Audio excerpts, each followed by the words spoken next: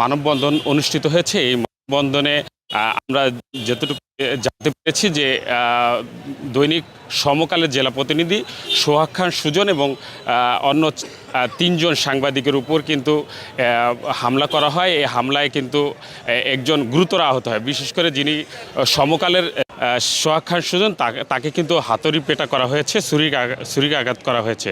আমরা দেখেছি তিনি সদর হাসপাতালে ভর্তি রয়েছেন। এই ঘটনায় কিন্তু আমরা দেখেছি যে পালং মডেল থানায় একটি মামলাও হয়েছে গতকাল রাতে।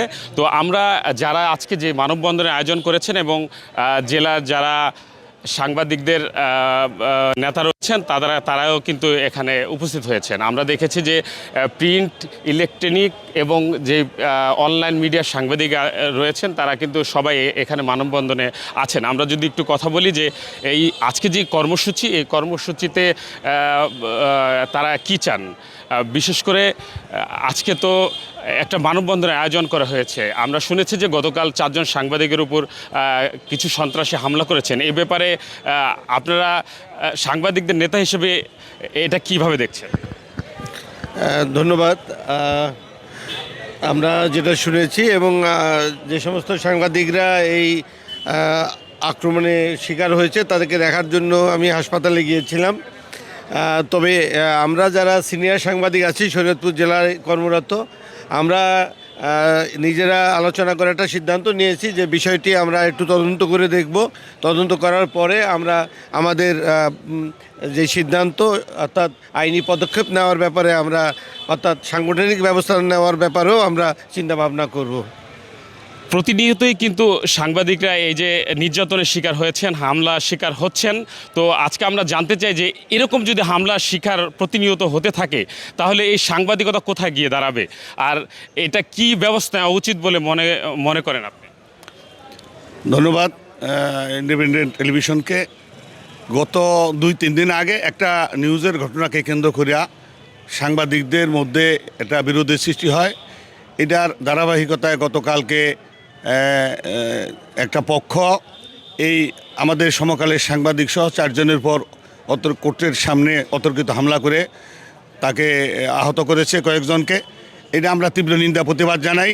পাশাপাশি এই ঘটনার সাথে যারা জড়িত আছে তাদের দৃষ্টান্তমূলক বিচার আমরা করার জন্য সিদ্ধান্ত গ্রহণ করেছি। আমাদের শরীয়তপুর প্রেস ক্লাবের পক্ষ থেকে আমাদের নেতা মুজিবুর রহমান সাহেব বিএসএসের করেসপন্ডেন্ট, তিনিও কথা দিয়েছেন যে যারা দোষী এই বিষয়ে আমরা তদন্ত কমিটি করে আমরা নিজেদের মধ্যে এটা আমরা ব্যবস্থা নেব এবং আইনি বিষয়ে যে এটা যার যার বিষয় আইনের ব্যাপারে আমরা কোনো হস্তক্ষেপ করতে চাই না। যার স্বাধীন মতন তার আইনের ব্যবস্থা নিবে কি না নিবে এটা তাদের ব্যাপার। তবে আমরা আমাদের ফোরামের পক্ষ থেকে আমরা এই বিষয়ে তদন্ত করে ব্যবস্থা নেওয়ার সিদ্ধান্ত গ্রহণ করেছি। আজকে আমরা যেটা দেখেছি যে বিশেষ করে শরীয়তপুর প্রেস ক্লাবের পক্ষ থেকে, অনলাইন জার্নালিস্ট অ্যাসোসিয়েশনের পক্ষ থেকে এবং শরীয়তপুর ইলেকট্রনিক্স মিডিয়া জার্নালিস্ট অ্যাসোসিয়েশনের পক্ষ থেকে কিন্তু আজকে এই মানববন্ধনের আয়োজন করা হচ্ছে। আমরা যদি আমাদের যেই সিনিয়র সাংবাদিক রয়েছেন তাদের সাথে কথা বলি যে কালকের যে ঘটনাটি আসলে আপনি জানেন, এই ঘটনায় আপনারা কি ব্যবস্থা নেওয়ার উদ্যোগ নিয়েছেন? কালকের যে ঘটনাটা আমরা প্রত্যক্ষ করেছি এটা অত্যন্ত দুঃখজনক এবং অনাকাঙ্ক্ষিত। গণমাধ্যম কর্মীদের উপরে এভাবে আক্রমণ, বহিরাগত লোকজন, এটা আসলেই আমাদের কাম্য নয়। যিনি আক্রান্তের শিকার হয়েছেন তিনি ইতিমধ্যে একটি মামলা দায়ের করেছেন। আমরাও পুলিশকে অনুরোধ করেছি সুষ্ঠুভাবে ঘটনাটা তদন্ত করে যাতে আইনের আওতায় অপরাধীকে আনা যায়। আমরাও আইনের প্রতি শ্রদ্ধাশীল। আমরা দেখতে চাই আইনশৃঙ্খলা রক্ষাকারী বাহিনী ঘটনাটার যথাযথ পদক্ষেপ গ্রহণ করবে।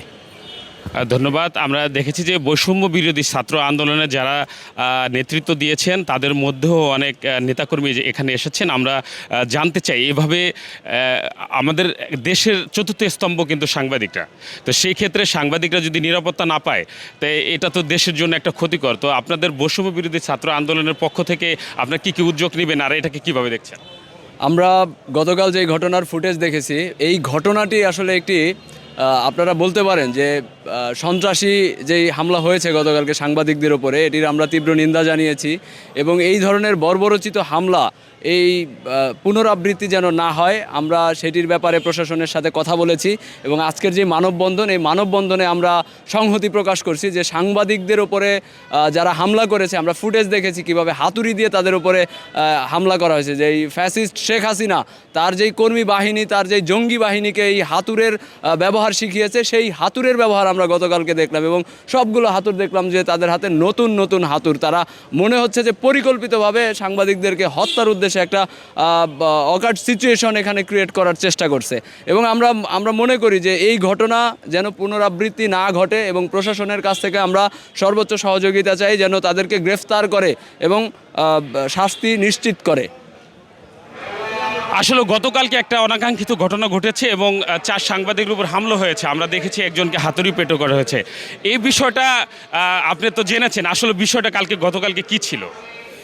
একজন গণমাধ্যম কর্মী স্বাধীনভাবে মত প্রকাশ করবে, যেটার স্বাধীনতা সকলেরই রয়েছে। তো একটা ঘটনাকে কেন্দ্র করে তার সাথে মতভেদ হতে পারে, তার জন্য পরিকল্পিতভাবে হাতুড়ি নিয়ে, দেশীয় অস্ত্র নিয়ে তাকে নির্মমভাবে পেটাতে হবে, মারতে হবে, এটা কতটা নির্মম, কতটা মানে অনাকাঙ্ক্ষিত ঘটনা আমরা বলবো। তো এই ধরনের ন্যাক্কারজনক ঘটনা যারা ঘটিয়েছে তারা আসলে আমি মনে করি দল মত সব কিছুর বাইরে, কারণ সন্ত্রাসীর কোনো দল থাকতে পারে না।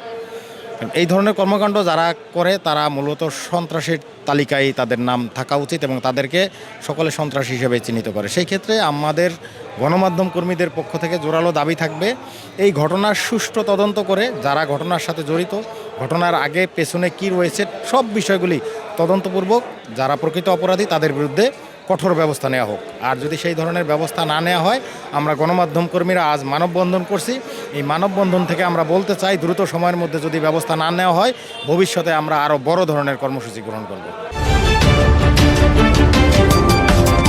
আপনারা দেখছেন দৈনিক ক্রাইম সিন।